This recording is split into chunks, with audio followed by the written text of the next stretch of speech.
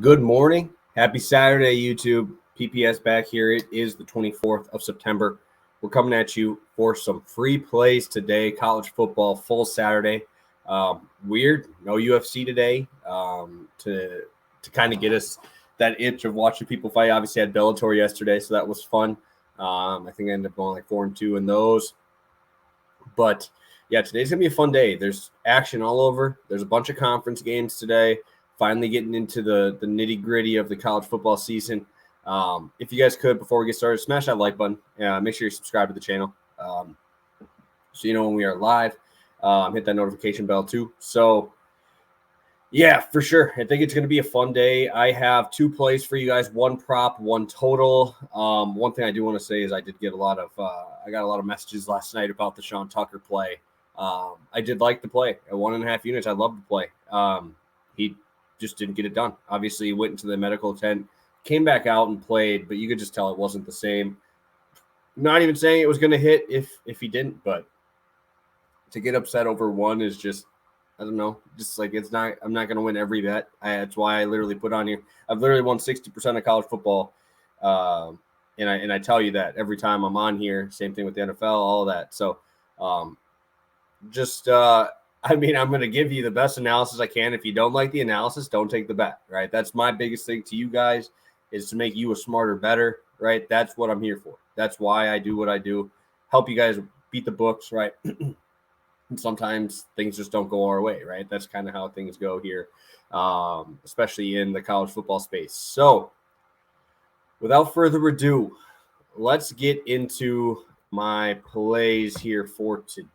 Obviously, Sean Tucker did lose yesterday at 1.5 there. I do have one other 1.5 today, my second one. Obviously, Tucker lost yesterday, but let's do it. We're 6-4. I'm hoping to get to 8-4. That 66% sounds a lot better. So first one, Tanner Mordecai over 319 passing yards.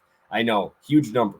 Good cornerbacks on TCU, but they have not been challenged, and I love Tanner Mordecai. I don't know if you guys saw, I did post on my Twitter my Stat Hero lineup that I ended up taking second in their entire year-long event here. And it's obviously a week by week. Whoever gets onto the leaderboard obviously wins. So it's like a minimum $25, but I think I'm in second place right now. And Mordecai was my guy last week. And another guy that really carried me is in the next game I'm going to talk about here. But Tanner Mordecai scored me like 40 points last week. And I kind of expect the same thing here. We have a much better team here in TCU, but let's just look at this pure passing volume from Tanner Mordecai. So far this year, he's averaging 334 passing yards, 39 attempts per game. He is elite when he's blitzed, right? He can move, he can run, and he has an absolute alpha receiver out there. Rashee Rice is an absolute stud. This man's line today is 134.5 receiving yards.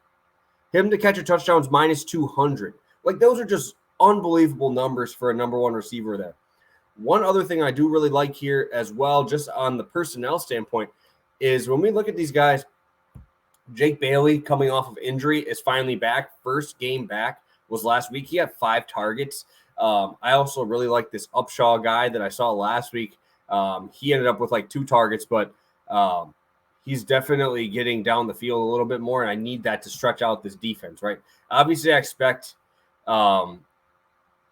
Rice to get his, right? I mean, his numbers are unbelievable. He has a 40% target share right now, 46 targets, averaging 15 per game. Mordecai in competitive games is throwing the ball an amount you don't see like ever, right? 54 attempts last game.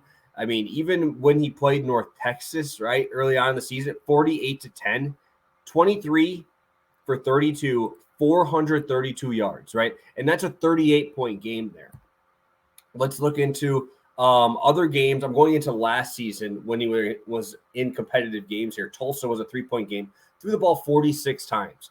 UCF, they won by 27. He threw the ball 54 times.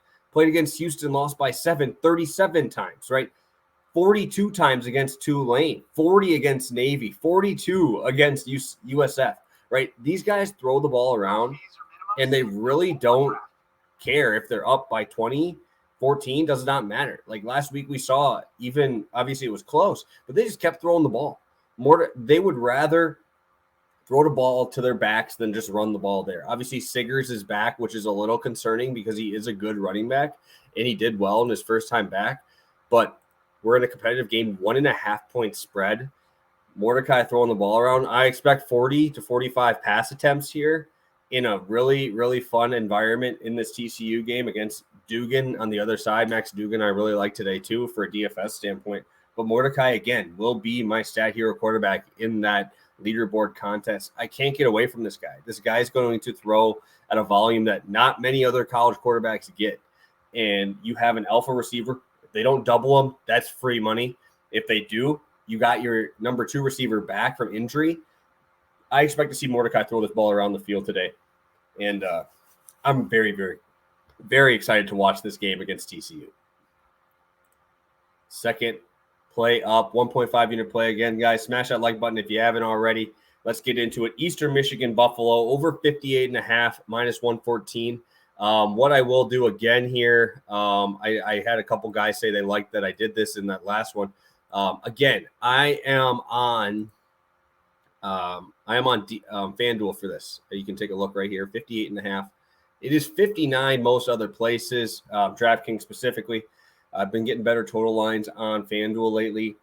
Eastern Michigan, Buffalo over 58.5. I love this spot. I know you're going to say Buffalo sucks. They're 0-3, blah, blah, blah. Eastern Michigan just came off a massive win. This is a huge letdown spot. And my savior going into that stat hero lineup was the man, the myth, the legend, the dude, I think he looks like he's 35 years old, Samson Evans, 38 carries last game for 256 and a tutty. This guy went off on him. But let's just think about it. Everybody's talking about how bad Arizona State is, and they were terrible. They said they were giving away secrets just to get Herm Edwards fired, right? So that game, I get it's a great game. Pac-12, they beat them.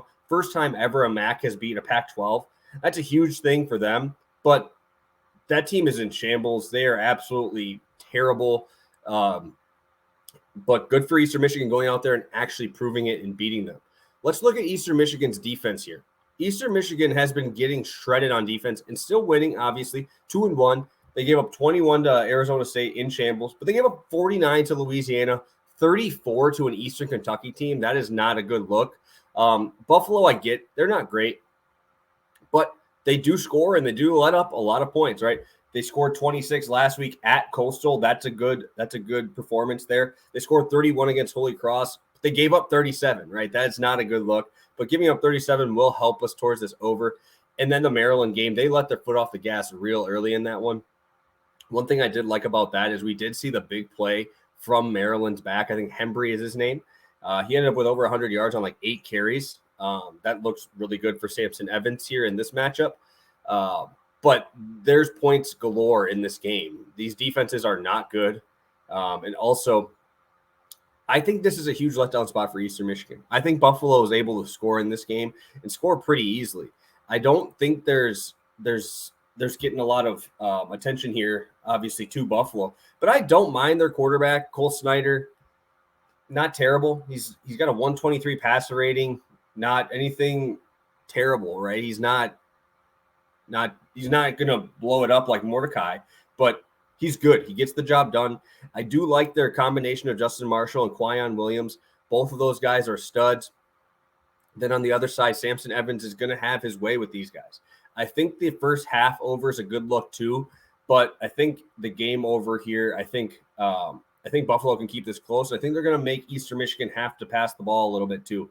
I know last game it went under this total for Eastern Michigan, but that's because they ran the ball 38 times to Samson Evans. I think they ran the ball total in that game like 45 to 46 times. So I expect this game to be a little bit closer. I think Eastern Michigan team total is a good look as well. But with these numbers and how close the spread is, it's a 1 touchdown spread now, 6.5 here. I think that we get to see Buffalo keep it close. I think, like I said, Quyon Williams and Marshall are both very good. And I think that we're going to see Samson Evans show, hopefully score a couple more touchdowns. He is also in my stat hero lineup for the day here. So love the points here. And I think that it's worth definitely throwing a 1.5 unit play. Remember, this is a FanDuel spot. All right, guys. Remember, if you haven't already, smash that like button. 6-4 record going here.